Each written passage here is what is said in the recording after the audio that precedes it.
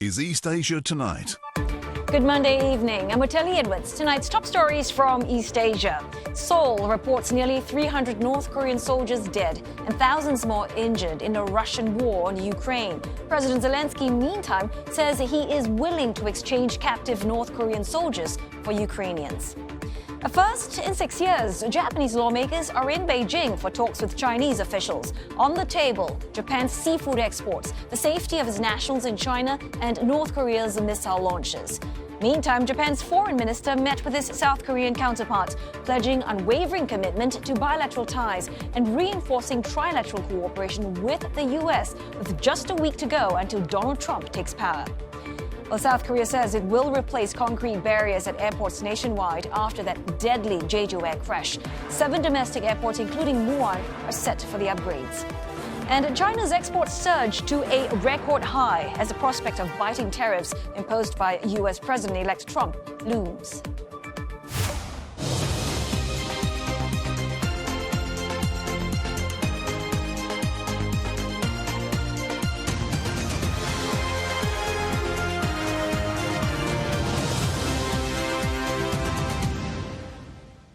Also in East Asia tonight, we turn to the U.S., where entire communities are on edge ahead of Mr. Trump's return to the White House. He has threatened deportations of illegal migrants that could see millions of people booted out, possibly ripping families apart.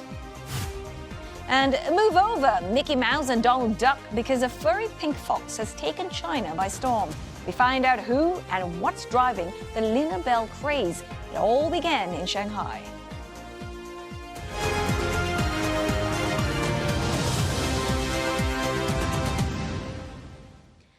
The South Korea spy agency says that more than 3,000 North Korean soldiers sent to support Russia's war against Ukraine are likely to have been killed or injured.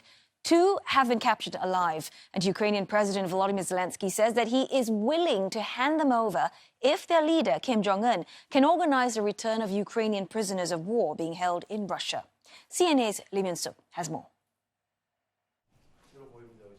South Korea's Parliamentary Intelligence Committee discussed the issue of Pyongyang deploying troops to support Russia's war against Ukraine on Monday morning. Following the meeting, a lawmaker told reporters in Seoul that North Korean authorities appear to have called for their troops to kill themselves instead of being taken prisoner. 전사자 소지 메모에서 북한 당국이 생포 이전에 자폭, 자결을 강요하는 내용이 있고 최근 북한군 병사 1명이 우크라이나군에 포획될 위기에 놓이자 김정은 장군을 외치며 수류탄을 꺼내서 자폭을 시도하다 사살된 사례도 확인되었다고 합니다. Citing the country's spy agency, the National Intelligence Service, Mr. Park said an estimated 300 North Korean soldiers have died so far, with another 2,700 injured, and that this was mainly because they were unfamiliar with the combat tactics, such as drone strikes and frontal assaults. Ukraine said on Saturday that it has captured 2 North Korean soldiers. It's believed to be the first time they have been captured alive since their deployment reportedly began months ago. Mr. Park confirmed that South Korea's spy agency was working with the Ukrainian intelligence authorities to obtain testimonies from the 2 soldiers, and that they have so far not shown any intention to come to South Korea, though it would cooperate with Ukraine if there was a request. Neither Moscow nor Pyongyang have officially acknowledged the presence of North Korean troops in Russia. Lee Myung-suk, CNA, Seoul. Well, the party bosses of Japan's ruling coalition are paying a visit to Beijing for talks with China's Communist Party leaders. Now, this will be the first such meeting between the 2 countries in 6 years. What is seen as a thaw in Sino-Japanese ties. Well, the 2 men leading the Japanese delegation are Hiroshi Moriyama, Secretary General of the Liberal Democratic Party, and Makoto Nishida, Secretary General of the Komeito Party. Japanese media say that Tokyo is likely to call on Beijing to resume Japanese seafood imports. China has slapped a blanket ban on Japanese seafood after the release of treated radioactive wastewater from the Fukushima Daiichi nuclear power plant. The two sides are also expected to discuss the safety concerns of Japanese nationals living in China. Well, if you recall, in one case that has shocked the community, a Japanese boy died after he was stabbed meters outside his school gate in Shenzhen last year. And for more, we are joined now by CNA's Deborah Wong in Hong Kong. Deborah, I believe this is the first ruling party exchange since 2018. What does that signal about Japan-China relations? So this meeting used to be an annual affair, but, it was first interrupted by COVID-19 back in 2019, and then further also disrupted by economic challenges as well as territorial disputes between Japan and China. So the fact that it is resuming goes to show that both sides are looking to stabilize relations. Now, this meeting, of course, follows several high-level exchanges that we saw last year, most notably between Chinese President Xi Jinping as well as Japanese Prime Minister Ishiba in Peru. So a huge variable here for why the meeting is going to be taking place. And as for the high-level exchanges that took place last year, really is the Trump factor. Donald Trump has warned that he will be launching a slew of tariffs on Chinese products when he assumes his presidency later.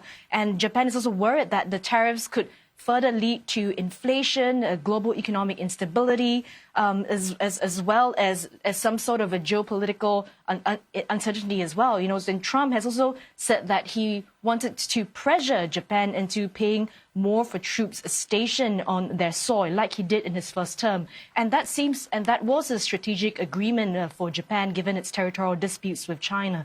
So the meeting doesn't just allow Japan and China to stabilize ties. It can also be seen as them expanding diplomatic space in the face of a very uncertain U.S. political outlook. Debs, you talked about expanding diplomatic space. So what are some of the matters that they will be prioritizing at this meeting? We can expect this meeting to sort of lay out the groundwork for Ishiba's visit to China. Now, Ishiba has expressed a very strong desire, in his own words, to visit China at the earliest, according to Japanese media, who also said that he has so far shelved plans to visit the U.S. and also meet with Donald Trump ahead of his inauguration in January. Now, Japanese media also says that both sides are coordinating a possible visit by Chinese Foreign Minister Wang Yi in Tokyo next month. On more pressing issues, we can also expect them to discuss the Fukushima seafood import ban that China launched in 2023 after Japan decided to release nuclear wastewater during that same year. And we can also expect officials to discuss concerns regarding the safety of Japanese nationals in China, especially after the stabbing of a Japanese schoolboy in Shenzhen here last year.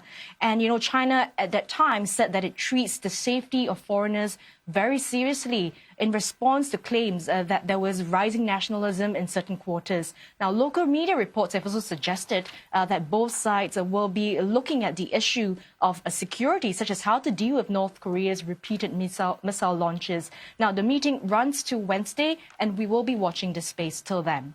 Back to you. And I'm sure we'll be speaking to you soon enough again. Thanks so very much. CNA's Deborah Wong, live from Hong Kong. And in a further sign of warming ties, China has announced that a military delegation will be visiting Japan later this month.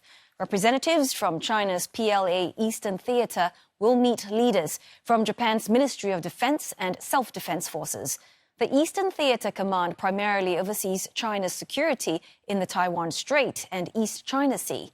The Chinese Defense Ministry says the trip aims to enhance mutual understanding and trust and to promote defense exchanges between both countries. U.S. President Joe Biden met virtually with Japanese Prime Minister Shigeru Ishiba and Philippines President Ferdinand Marcos Jr. to reaffirm their partnership on maritime and economic security. Well, the trilateral call among the three leaders comes amid what the White House calls China's dangerous and unlawful behavior in the South China Sea. Well, Mr. Marcos was commended for his diplomatic response against China's, quote, aggressive and coercive activities. Well, the three nations also vowed to deepen coordination to ensure a free and open Indo-Pacific, having already ramped up security cooperation in the face of what they perceive as China's growing influence in the region and tensions in disputed waters of the South China Sea. Well, Manila earlier reiterated its opposition to what it describes as illegal and provocative activities of Chinese vessels and aircraft in the Philippine exclusive economic zone in the South China Sea. Its Maritime Council said that it has filed a diplomatic protest. Well, China has defended its activities on the disputed waters, claiming that they were reasonable and lawful, and urged the Philippines to stop its, quote, malicious hype. Both Japan and the Philippines have reported Chinese incursions near their territorial claims. Beijing, for example, has claims over sovereignty over the Japan-administered Senkaku Islands, which is also known as the Diaoyu Islands, as well as most of the South China Sea, where the Philippines also asserts sovereign rights. And this includes the Scarborough Shoal, where 2 Chinese Coast Guard ships were recently spotted around by Manila. Well, time now for a short break, but coming up next on East Asia tonight, the Chinese central bank governor underlining a shift in a growth model that's come to define the country over the past 2 decades. Plus, China's corporate profits look set to log a 3rd consecutive year of declines.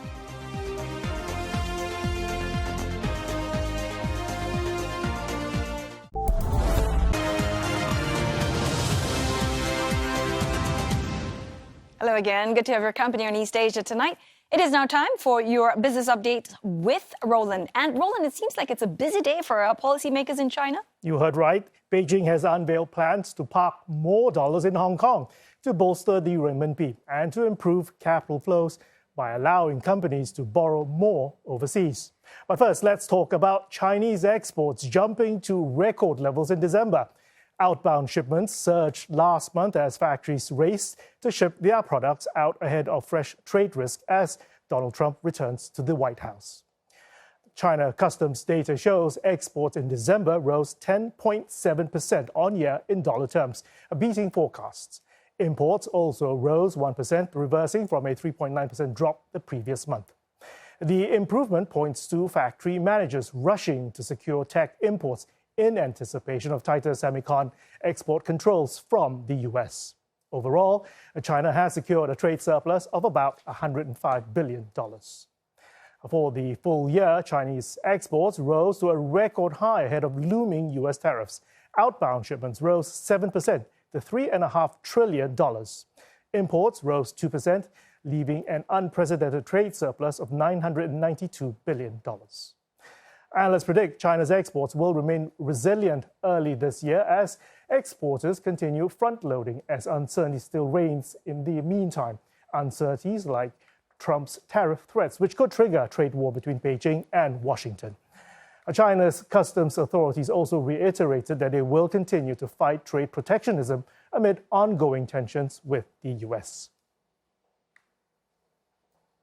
To talk more about the numbers, we're joined by Tommy Seah. He is Economist Head of Greater China Research at OCBC Bank. Tommy, good to have you on the show as always. Now, this is the final batch of data before Trump takes office as president, and it's probably going to reinforce for his threat to make good on imposing steep tariffs. What do you predict will happen next? Well, I think when it comes to the tariff or come to Trump, there's known and unknown. I think for known part, I guess the tariff is near certain. But unknown part, of course, is in terms of implementation. How will Trump impose the tariff? So I think there's nothing much for us to speculate at the current stage. But I think for China, definitely, we should expect China to start to prepare for the potential upcoming tariff. So I think one of the arguments right now is how China can potentially react differently this time to trade war 2.0 versus trade war 1.0. So I think in terms of the reaction, I guess this time China is likely to focus on Trump's ability to start the trade war rather than the intention to start the trade war. So how to focus on the ability, I guess, by potentially maybe exporting the inflation is one of the way to U.S., which may potentially hurt the U.S. economy as well as the peoples on the ground in the U.S. I think that's why I think there will be a lot of focusing on whether China will potentially export inflation. So renminbi could be one of the tools if China really want to export the inflation to the U.S. What do you think Beijing has learned from the first U.S.-China trade war under Trump 1.0? Well, I think in terms of the learning point, I guess just stay tuned and watch what Trump will do, right? Then he try to react accordingly. But I think what's important, I think there's a good thing we learn and the bad thing we learn from Trade War 1.0. But I think really one thing important is how can China support the domestic demand? That's very important, right? So I think there's a few ways you can react. Number one, you can try to subsidize the overseas consumers, by allow the renminbi depreciating or by cutting some kind of the tax. But that may not be helpful for this time. So that's why I think one thing we really can learn is how you can support the domestic consumers. That could be very important because in the end, what matters for China is not only about the external relationship, it's also how solid your domestic growth is. That's why I think, in particular for 2.0, I think domestic economy is really, really very important for China. Tommy, vehicle sales data out today also shows that the country's auto sector is outperforming, particularly EV exports. Is that another sector that's likely to face a squeeze in the US? Well, I think it's very likely. I think, in fact, not only US, in fact, they have been facing a little bit challenge in the EU as well. But given that China's export to the US has been pretty much small in terms of the vehicle export, so I think the impact may not be so significant at the current stage. But again, China is likely to face not only from the pressure from the US, but from the rest of the world as well.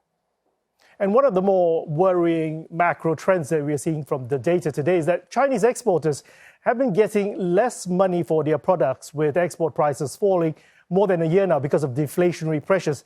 Is this trend likely to continue into 2025? And what does it mean for the Chinese currency?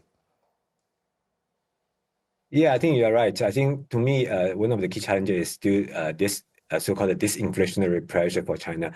So if you look at China's producer price index, for example, so that has been in the negative territory for the 27 months. So one of the impacts really came from the property market. To be honest, I think we know the slowdown in the property market is going to have the impact on the economy, but in terms of the duration, in terms of the magnitude, I think that still caught me by surprise, to be honest. I think we are still paying the price right now for the property downturn. So given there's no imminent sign of this recovery of the property market, I guess the price level, in particular for the producer prices level, is likely to stay low in the near term. So that really called the urgency, for China to react to reflate the economy. So in terms of the impact on the currency, I think there's a lot of pressure right now on renminbi. In particular, if you look at the yield differential between the China and the US, we are almost at record high levels. So I think that certainly could be one of the key challenges for renminbi. But in my opinion, China has chosen right now. So renminbi stability is the priority for now, especially within the near term. So I guess China will still try to defend the currency stability for now, to buy more time to wait for the dollar to correct. And do you think that with the deflationary pressures that China is facing, that policymakers will come up with more aggressive fiscal policies in the near future?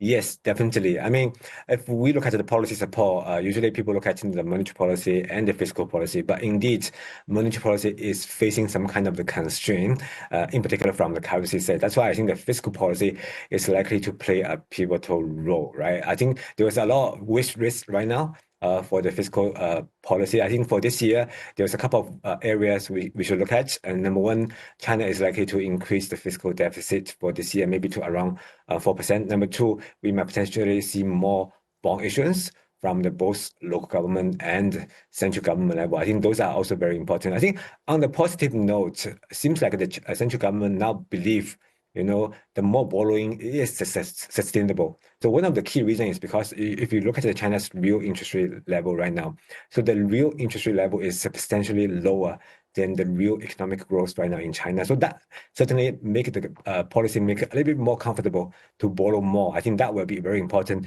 if China really want to reflate the economy for this year. Well, we'll surely be keeping an eye on what policymakers do next. Tommy Xie, economist and head of Greater China Research at OCBC Bank. Thank you. Now, while exports have remained resilient, stagnating consumer demand is on the mind of China's central bank chief. Ban Gongsheng has underlined the need to spur domestic consumption in Asia's #1 economy. The governor of the People's Bank of China spoke at the Asia Financial Forum in Hong Kong. He said Beijing will promote the role of consumption in the economy and move away from its sole focus on investment. Now, his remarks underscores China's commitment to deploying what could be its most aggressive monetary tactics to revive the economy. The central bank's chief's comments comes after the PBOC, along with the country's forex regulator, announced that they will relax offshore borrowing rules, allowing companies to borrow more overseas. Now, the central bank adjusted the ratio that dictates the maximum amount a company may borrow as a proportion of its net assets. The latest move is designed to help increase foreign capital inflows and to support the RMB. The China Foreign Exchange Committee has also vowed to increase the yuan's resilience and to prevent the currency from overshooting risks. And China has unveiled a new renminbi funding facility for banks in Hong Kong to strengthen the city's role as an offshore renminbi financing hub. The People's Bank of China and the Hong Kong Monetary Authority will offer $13.6 billion liquidity facility for lenders to help customers obtain yuan funding for 1, 3, or 6 months to support trade. Now, the HKMA chief said it will make companies and banks, quote, feel more comfortable to use yuan as settlement trades. The cross-border Bond Connect scheme will also be tweaked to deepen the market. The PBOC governor says both sides will work to expand financial market connectivity and to encourage more companies to list and issue bonds in Hong Kong. For example, mainland investors can now look forward to investing in foreign currency bonds in the city, while global investors will soon be able to use RMB-denominated bonds as collateral for funding. And the onshore currency CNY still hovering around that 16-month lows despite the strong trade figures and a string of recent policy steps from Beijing to help bolster the currency. Now, that's as the US dollar remains buoyant following strong US jobs data. In the equity markets, the Hang Seng Index ending the day 1% in the red, while mainland markets ended the day session lower as well, except for Shenzhen, well, it's flat at 9,796 points. Deflationary pressures also weighing on China's manufacturers. Our corporate profits are set to show a third consecutive year of declines in 2024. According to the latest data from the National Bureau of Statistics, companies with more than $2.7 million in revenue declined by an average of 4.7% between January and November. Now, this is steeper than the 4% decline during the pandemic in 2022. Revenue grew just 1.8% on year between January and November in 2024. Now, this compares with nearly 6% growth in 2022 on the previous year. In addition, 25% of such companies made outright losses in the period, compared with 16% for the full year of 2019, that was before the pandemic. Now, the agency data covers some 500,000 companies. A U.S. probe has reportedly found that China dominates shipbuilding unfairly. Now, the finding paves the way for penalties and comes amid continuing tensions between the two nations over trade and tech rivalry. The probe, started by the U.S. Trade Representative in April last year, investigators concluded that China targeted the shipbuilding and maritime industry. They allegedly did so by using financial support, barriers for foreign firms, as well as forced technology transfer and intellectual property theft. In addition, the report concluded that Beijing artificially suppressed labor costs in the maritime, shipbuilding, and logistics sector. The probe cites data showing that China's share of the global shipbuilding industry rose to more than half in 2023 from just around 5% in 2000, while U.S. shipbuilders have seen their share sink to less than 1% of the $150 billion shipbuilding industry. The U.S. Trade Representative's Office is expected to release its findings formally later this week, days before Trump takes office in the White House. And that'll do it for business. Natalie. Thanks so very much, Roland. Well, time now for another break, but coming up next on East Asia Tonight, Japan on a diplomatic push across Asia to bolster security cooperation. Its foreign minister today wrapping up a meeting with his counterpart in Seoul on the heels of Prime Minister Ishiba's visit to Indonesia and Malaysia. And I will be speaking to an expert for more insights right after this break.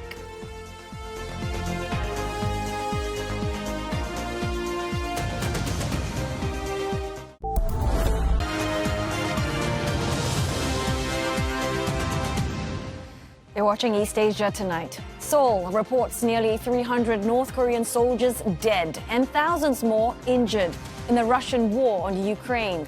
President Zelensky, meantime, says that he is willing to exchange captured North Korean soldiers for Ukrainians.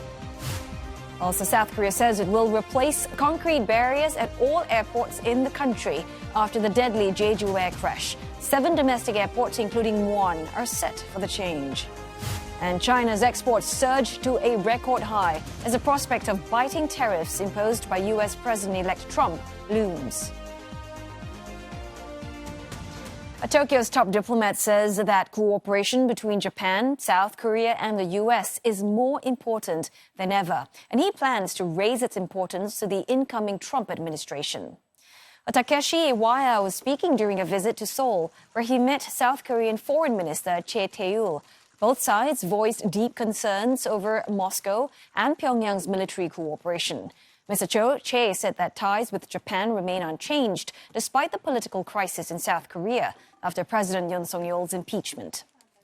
Now, Japanese leaders have upped their diplomatic efforts in recent days.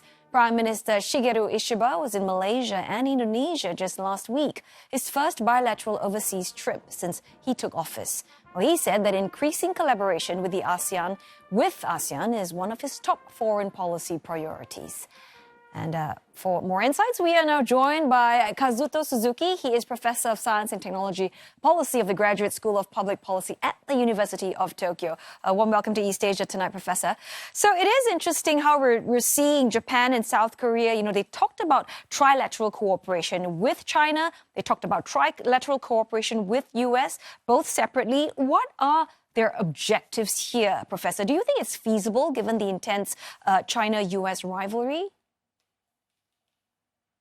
Oh, yes. I think this is giving a more opportunity for Japan to play sort of a pivotal role between Japan, U.S., and China. On the one hand, I think the Chinese officials are now considering the importance of building up more relationship with Japan in meeting with the new Trump administration.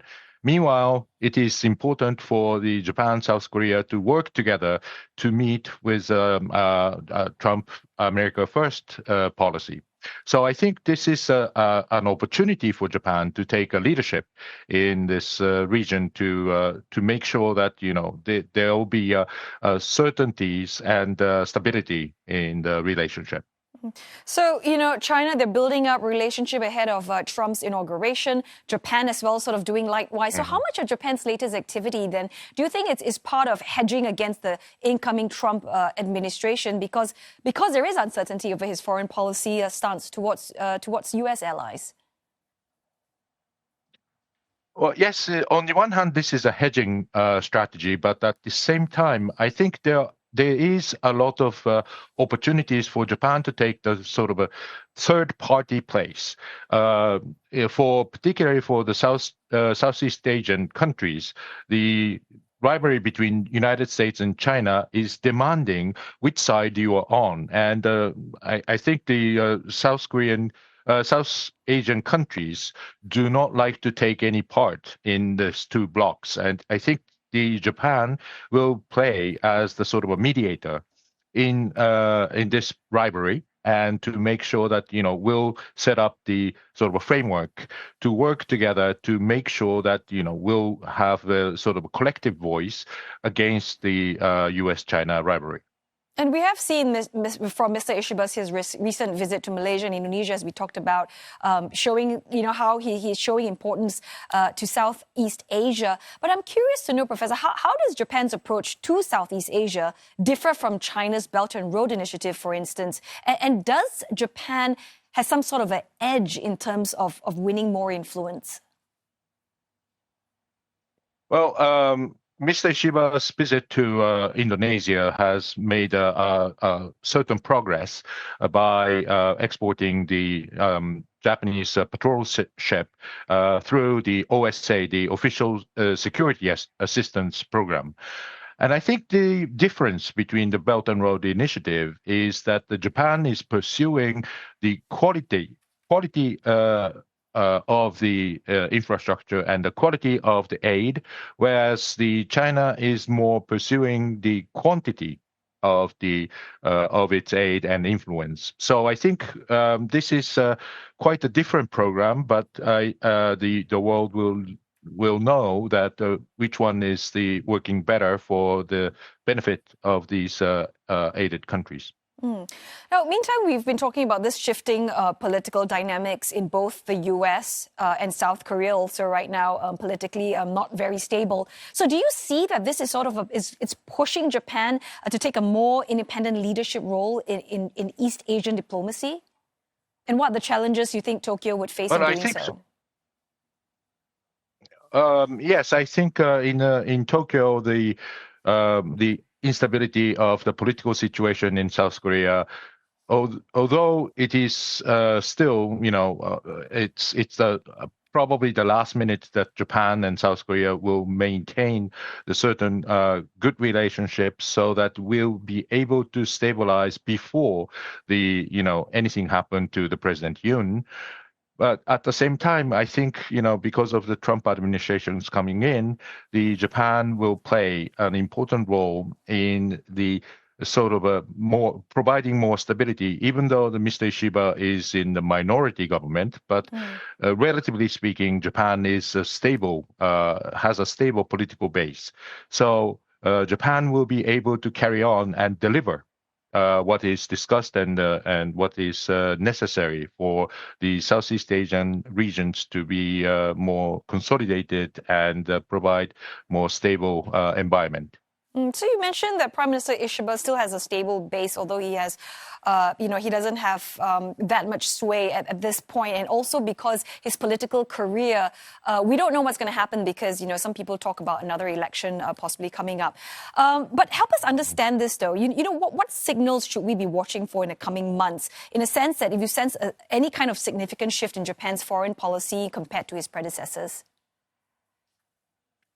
Well, I think Mr. Ishiba, considering Mr. Ishiba's political base, he has gone through the very difficult negotiation, but successfully, the supplement budget. And from January to March, there'll be a discussion on the next year's budget for 2025. So this is going to be the major political debate, and Mr. Ishiba this is the bigger test for Mr. Ishiba to whether he can maintain the policy process and budgetary process to make sure that everyone will satisfy, both LDP and oppositions, to satisfy this process. That will be the sign whether he would be able to survive afterwards. And if that's the case, then Japan will have much consolidated position in the diplomacy. All right, it's been great talking to you. Thanks so very much for your insights, Professor Kazuto Suzuki from the University of Tokyo. Thank you. Now, in other news, Taiwan says that it's seeing a significant increase in the number of Taiwanese people charged with spying for China last year, and 2/3 of them are current or retired soldiers. Well, the island's National Security Bureau said that 64 people were put on trial last year. Well, that's up from 48 in 2023 and 10 in 2022.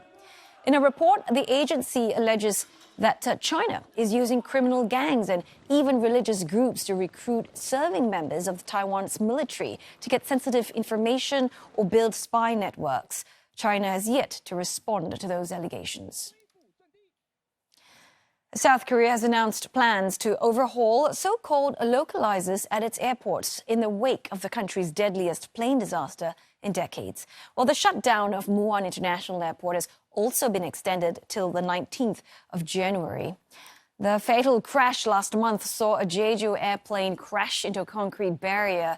Observers said more lives could have been spared if the structure was made with lighter materials.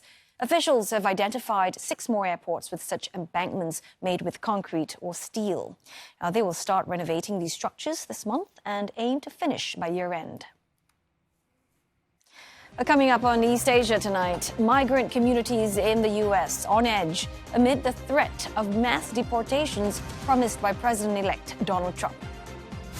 And we explore a craze over a Disney character in China.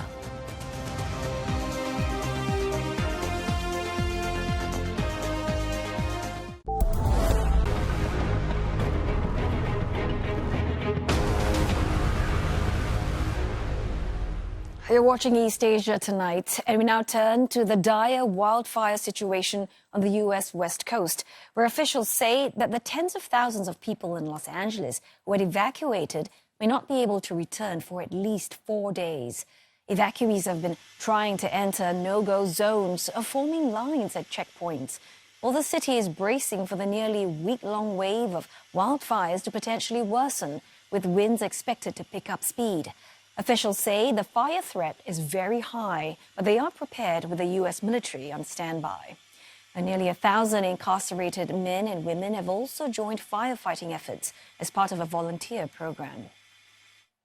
Now, authorities have confirmed 24 deaths. California's governor says that the wildfires could be the costliest disaster in U.S. history and that there are likely to be a lot more fatalities. Economic losses have so far been estimated to be as much as $150 billion. Is this or will it be the worst natural disaster in the history of the United States? I think it will be in terms of just the costs associated with it, in terms of the scale and scope. The 3 fires have been burning from day one. The Hearst blaze is nearly 90% contained, Eaton 27%, and Palisades 13%. Palisades remains the biggest inferno and is pushing east towards Brentwood, where Vice President Kamala Harris has a home. Well, the fires have taken a heavy toll on L.A., 12,000 structures damaged or destroyed. More than 100,000 people ordered to evacuate, leaving a vacuum for looters who are taking advantage of the chaos, with one looter even disguising himself as a firefighter to raid a home. The number of arrests has risen to 29, including 2 people detained near Vice President Harris's home.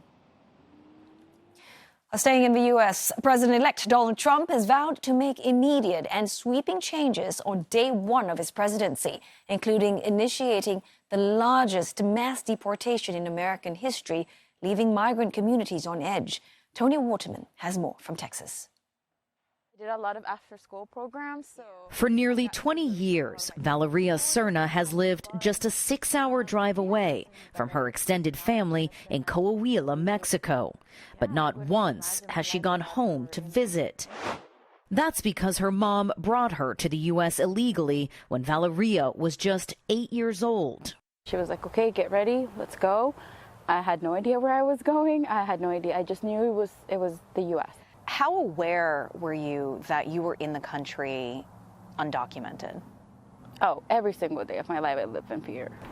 At 18, Valeria received a semblance of stability. She was granted DACA status, a federal program that allows certain undocumented immigrants brought to the U.S. as kids to live and work in the country without the fear of deportation. It kind of made me feel like, you know, like I could finally call this place like home, right? Like they also accepted me, right? So it gave me a sense of confidence. But she now fears she could get caught up in President-elect Donald Trump's deportation plans. On day 1, we will begin the largest deportation effort in the history of our country. The incoming president says he intends to declare a national emergency, which could unlock at least some of the estimated $86 billion needed to carry out the crackdown. cheaper, his team says, than aiding migrants. Trump also plans to mobilize the U.S. military to help remove upwards of 11 million people in the country illegally. There's a basis in federal law that allows the federal government to place National Guard troops, which are nominally under the control of the governor of a particular state, but they can be federalized and deployed on the streets for law enforcement purposes. While it's rare for U.S. troops to be deployed domestically, it's not unheard of. The military was used to keep order during the height of the civil rights movement and in the hours after the 9/11 attacks on New York City. They've also been repeatedly used to fight drug smuggling and human trafficking along the U.S.-Mexico border. But experts say the military's role in civil law enforcement is meant to be limited. Typically speaking, it's insurrection, terrorism, things of national, immediate, and limited in duration. They cannot, though, make determinations about whether or not someone is here legally or not legally. That work is done by Border Patrol agents, of which there is a shortage. There's also a massive backlog of nearly 4 million immigration cases, which could delay Trump's deportation plans. But experts warn he could bypass immigration courts altogether. They're talking about using an authority called expedited removal. Under expedited removal, immigration agents issue deportation orders rather than immigration judges. And agents can issue those orders in just a matter of hours. President-elect Trump has also toyed with the idea of invoking a centuries-old law, which allows presidents to detain and deport people from enemy nations. It was last used to set up Japanese internment camps during World War II. The Alien Enemies Act does not require a declared war. The language of the law itself offers an alternative for simply a situation in which there is an invasion. And this is why it's so important that over the last 18 months, Republicans have been describing migration to the United States as an invasion. And while Trump says he won't target DACA recipients, many, including Valeria, are skeptical because he tried to end the program during his first term in office. I'm so scared. I am a pillar in my home. I am a pillar in my community. So if you just start removing these people and you start breaking down a community, families, is that what you want? Like, is that what people want to live in, a place where families are constantly being ripped apart? If President-elect Trump's vision of mass deportation is realized, that fear could be the new reality in America. Tony Waterman, CNA, Austin, Texas. We'll have more on the incoming U.S. presidency on our website, cna.asia. One observer explains why East Asia is down a more turbulent path in the era of Trump 2.0. A move over Mickey Mouse and Donald Duck because it's a furry pink fox that might be Disney's best-loved character in China. Now, you may not have heard of LinaBell, but sales of her merchandise are booming in the world's second-largest economy at a time when consumers are seeking out more affordable luxuries. 29-year-old Ida Jia is a Disney diehard. She visits Shanghai Disneyland every week, and like any Disney adult, she has a favorite character, LinaBell the Pink Fox.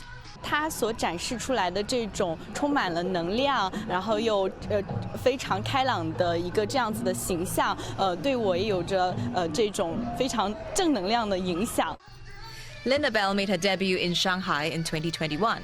She's since tapped into a growing demand for products tied to anime, games, and comics. But commercial success aside, LinaBell is also popular in China for providing a human connection. The phenomenon has been dubbed emotional consumption by Chinese state media. This means buying things that bring comfort, nostalgia, or a sense of belonging, often in response to challenges like economic struggles or isolation. 在我一个人独自生活在上海这样子的大城市的时候，是琳娜贝尔她的玩偶以及园区里面的这只琳娜贝尔，我来跟她见面，她陪伴我度过了很长一段时间一个人的生活。LinaBell has since been introduced to parks in Hong Kong and Tokyo. She attracts as many fans as Mickey Mouse or Disney princesses.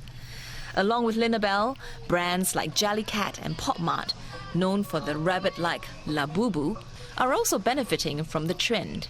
They're feeling an emotional void.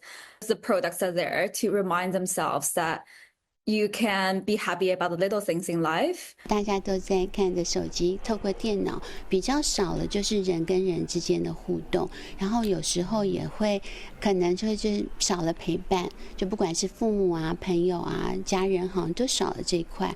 然后我觉得说，在这方面，我觉得达菲跟LinaBell他们这个达菲朋友们是提供了非常多的情绪价值。Young people in China may also be moving away from buying goods for status. It's really about understanding themselves and also how to get in touch with their internal needs. So they will be able to form and establish an identity that feels very consistent and coherent with their feeling of the sense of self. The creators of LinaBell say her popularity has exceeded expectations. Now they believe she has the potential to find success in markets beyond Asia. All right, let's take a trip down memory lane. A museum nestled in Tokyo is bringing the past to life, offering visitors a flashback through old and often obsolete technology. Well, check out this extinct media museum where outdated gadgets get a second chance to shine. It features nostalgic tech like floppy disks and vintage Sony devices, taking you back to the days before smartphones and streaming. Well, the oldest item on display is a Japanese-produced Lily film camera manufactured in 1916. And most of the artifacts are donated, and visitors are allowed to touch and hold the gadgets as they walk through the exhibit. Well, the museum's mission is to show that all media will eventually die out. で、博物館の理念としては、石と紙以外のメディアは全て絶滅するという考えが基本にありまして、だから、全ての今流行ってるメディアも、石と紙でない以外、なければ必ず絶滅する。だから、消えていくものだから、今、こうやって展示して、皆さんと共有したり、楽しんだりしようというのが博物館の目的です。Taking in the sight of cluttered shelves crammed with devices, visitors remember a time when some of these gadgets were a part of their everyday lives. 存在すら忘れていたっていうようなものをね、改めて見て、懐かしいなというふうにね、思いましたね。当時、普通に使ってたものが、こんなものだったんだっていうのを、当時見るのと今見るので、なんかこう、違った感覚っていうのがありましたね。And that's all we've got for you from this Monday's edition of East Asia tonight. Don't forget your headlines anytime at cna.asia. And you can also find us on Facebook and on YouTube. Thanks for watching.